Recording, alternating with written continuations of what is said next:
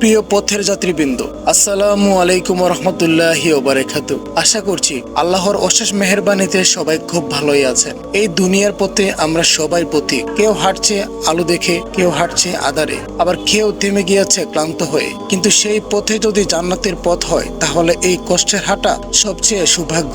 আজ আমরা এমন একটি হাদিস নিয়ে কথা বলবো যে আমাদের জীবনে মানে বদলে দিতে পারে। রাসূল সাল্লাল্লাহু আলাইহি ওয়াসাল্লাম বলেছেন, দুনিয়া হচ্ছে একজন মুমিনদের জন্য কারাগার আর কাফিরদের জন্য জান্নাত। বন্ধুরা, আপনি যদি মুমিন হন, যদি আপনি আল্লাহ ও তার রাসূলকে ভালোবাসেন, তবে এই দুনিয়াটি আপনার জন্য কখনোই চূড়ান্ত সুখের জায়গা হতে পারে না। কেননা মুমিন জানে আসল জীবনের শুরু মৃত্যুর পর।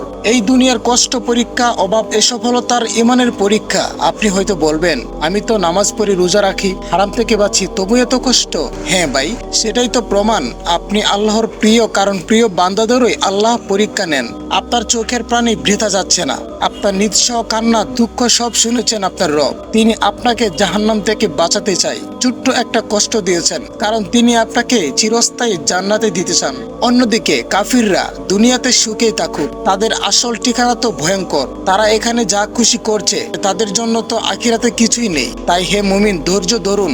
আপনার জীবনটা শুধু একটা দুনিয়া নয়, আপনার জন্য তৈরি আছে এমন একটি জান্নাত যা চোখে কখনো দেখেননি, কানে কখনো শুনেননি, কল্পনাও করা যায় না। এই দুনিয়ার আপনি একটু কষ্ট সহ্য করুন, একটু গরিব থাকুন, একটু নিঃসঙ্গ থাকুন, কিন্তু আপনার রবের প্রতি আস্থা রাখুন।